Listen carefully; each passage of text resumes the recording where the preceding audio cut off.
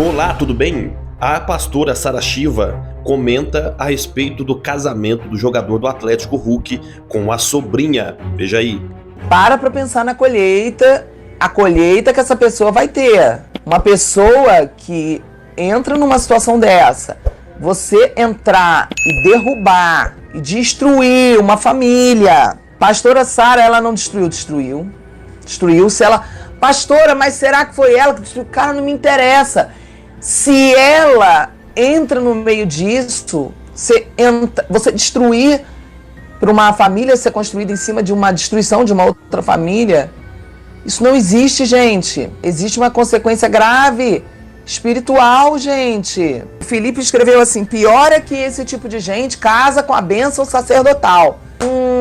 Vamos lá, Filipe, eu não sei quem tá pior. Se é quem acha que Deus está ali, que Deus não está naquele lugar, ou se é o pastor que não é pastor, porque um pastor nunca faria isso, porque um pastor ele tem que ter o Espírito Santo.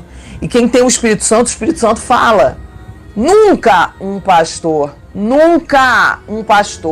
vai achar normal isso. Hoje fiz um post onde eu questionei o seguinte: imaginem um mundo espiritual. Será que eles acham que Deus vai estar numa cerimônia dessa, abençoando uma história dessas?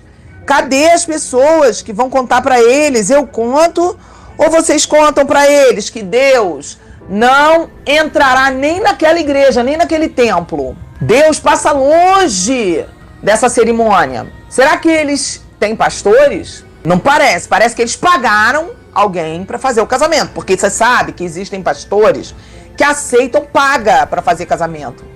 Existem pastores que você contrata por dinheiro para fazer casamento. Se é padre ou se é pastor, é um sacerdote? É. O sacerdote, gente, ele sabe que o casamento é um juramento no altar de Deus.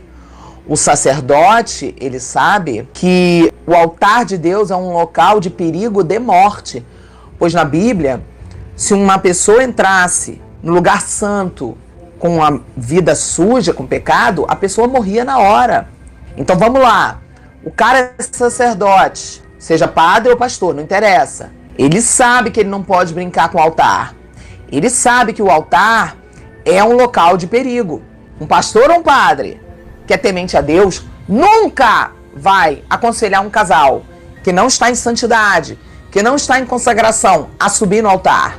Porque um pastor, um padre, um sacerdote de Deus, ele sabe que a hora que ele estender a mão para abençoar aquele casal, se aquele casal está com a vida em pecado, se aquele casal cometeu algo que fere o Espírito Santo, o pastor e o padre, eles sabem, ele vai ser cobrado de Deus daquilo que ele estendeu a mão. Ele está avalizando, testificando, ele está confirmando, ele está avalizando aquilo ali. Ele está dizendo que sim, que aquilo é da vontade de Deus.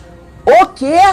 Ninguém vai falar disso não, pastores da igreja brasileira? Ninguém vai falar disso não? Ninguém vai comentar isso não? Vamos abrir a nossa boca e comentar. Temos que comentar. Tem pessoas de cabecinha fraca que ficam muito influenciadas pelas mídias, pelos artistas, pelos influenciadores e influenciadoras. Vamos nos posicionar para falar o que é correto e o que é errado. Nós não podemos nos calar, igreja. Nós temos que orientar as pessoas. Existe a forma certa de se comportar, de se posicionar, de agir. E nós temos que dizer para as pessoas: queridos, isso está errado. Nunca um padre, nunca um pastor poderia aceitar fazer e celebrar um culto, porque casamento é culto, cerimônia de casamento é culto. E agora eu vou pegar um pouco mais pesado, que vocês estão achando que eu estou falando coisa pesada? Vocês não viram nada, agora que vamos pegar pesado. Porque eu acho que eu estou pegando leve ainda, sabe por quê? Porque o nível de ignorância que nós temos hoje, nós temos pessoas hoje na igreja que não sabem absolutamente nada sobre santidade, que não sabem nada sobre santificação. Se você, cristã, seja evangélico ou católico, subir no altar de Deus para celebrar um casamento, seu casamento, e você não estiver em santidade, em consagração, estará em zombaria, em profanação, perfeito.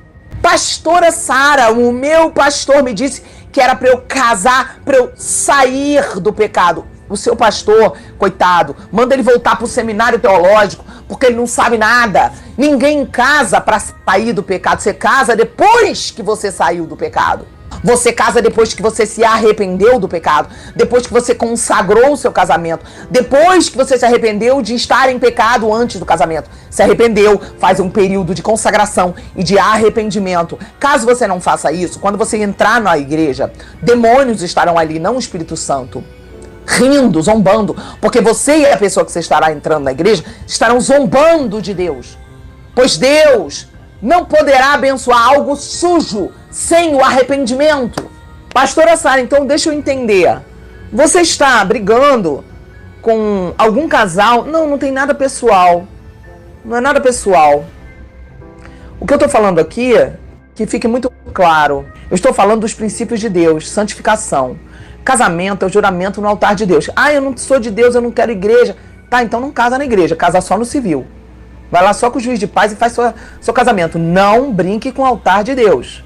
O altar de Deus é um perigo de morte. Observa que o que eu estou falando não é contra ninguém. Eu estou mostrando para vocês um exemplo de uma situação que viralizou aí na mídia. E esse escândalo, essa situação de um casal que se casou, tudo errado e tal, só abre um espaço para a gente falar o seguinte: peraí, será que eles têm alguma ideia do que vai acontecer no mundo espiritual com a vida deles? Será que eles acham que Deus está abençoando isso? Esse é o nível da ignorância da pessoa? Será que eles têm pastores? Porque quem tem pastor ou padre, o padre é um padre verdadeiro ou pastor verdadeiro? Porque eu não sei que sacerdote é esse. Fala que tá tudo bem, que aceita isso? Que loucura é essa? Alguém tá falando, o dinheiro fala mais alto. Só se for. Agora eu vou pegar um pouco mais pesado, ok? E agora eu vou falar a dura verdade, a verdade que dói no ouvido de muita gente e de muito crente. Tô falando de crente aqui agora, não tô falando de gente do mundo. A verdade dura é essa aqui. Se um casal tiver feito sexo antes do casamento, o correto é o padre ou o pastor não celebrar aquele casamento até que aquele casal apresente um fruto que revele um real e verdadeiro arrependimento. O correto é acompanhar o processo de renúncia, o processo de consagração e de arrependimento, onde há um afastamento completo de corpos entre aquele casal de namorados e de noivos, onde o casal passa ali, no mínimo, 3 meses, em total consagração, sem se tocar, sem se beijar, em total arrependimento, para então aquele padre, aquele pastor, celebrar. Pastora Sara, por que o período de 3 meses? Porque foi o período, mais ou menos, que durou entre Isaac e Rebeca, até eles se encontrarem. É um prazo bíblico para um casal se reunir na intimidade sexual. Do servo de Abraão, quando ele encontrou a Rebeca, até ela encontrar Isaac, o prazo é mais ou menos de 3 meses. É um período mais ou menos de 3 meses ali. Então vamos parar para pensar. Por que o casal precisa se consagrar? Porque o arrependimento não é um blá blá blá, não é da boca para fora, me arrependi. Isso não é arrependimento. Arrependimento é uma atitude. É por isso que eu quero casar em pecado. Mesmo em pecado, eu quero casar para depois que eu casar, eu não estar mais em pecado. Você não entendeu. Você está casando em pecado, em zombaria diante de Deus. Pois você está casando, carregando para o altar.